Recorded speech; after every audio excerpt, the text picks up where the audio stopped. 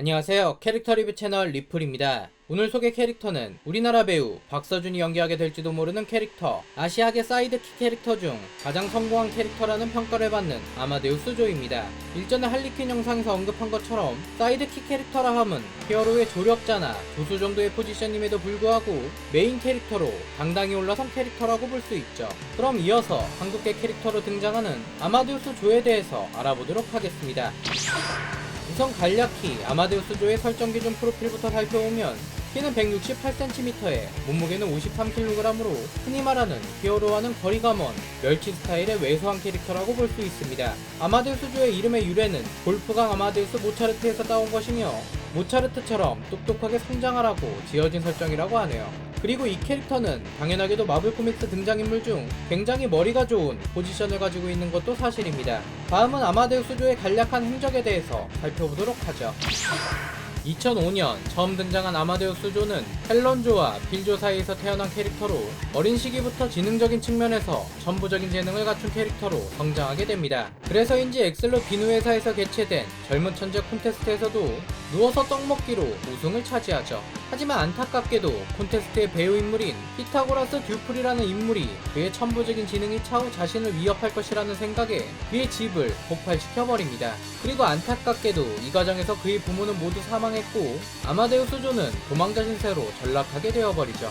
이 과정에서 브루스 배너를 만나게 되고 해당 에피소드를 계기로 월드 오어 헐크의 에피소드부터 본격적으로 헐크의 사이드킥 캐릭터로 자리잡게 됩니다.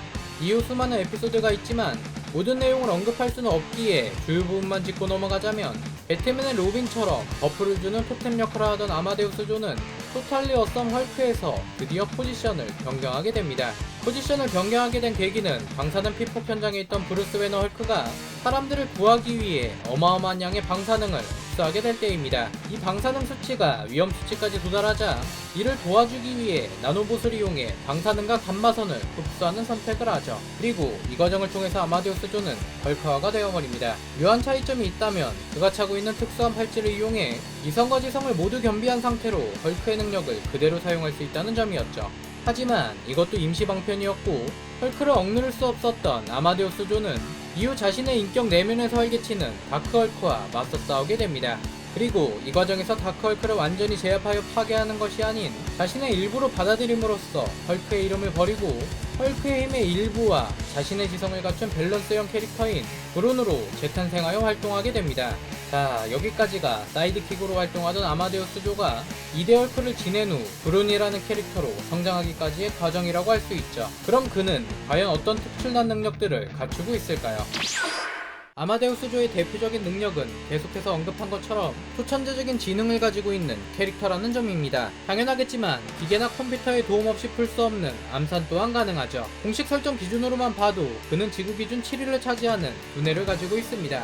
심지어 리드 리처드는 인공 두뇌를 이식받았거나 유전자 조작을 통해 만들어진 뮤턴트가 아닌가 의심할 정도였으니 말이죠. 그 외에도 헐크의 힘을 일부 잃긴 했지만 그런 형태의 아마데우스 조 또한 무시할 수 없는 힘과 내구력 등 이래저래 정상적인 인간의 범주를 뛰어넘는 신체 능력을 갖추고 있다고 보셔도 무방합니다. 마지막으로 무기를 언급하자면 헤라클레스의 곤봉, 골든메이스를 휘두른다거나 손에 잡히는 대부분의 전자기기가 해킹에 사용되는 그의 무기가 될 수 있다고 볼 수 있겠네요. 그럼 다음은 아마데우스 조의 몇 가지 여담에 대해서 알아보도록 하죠.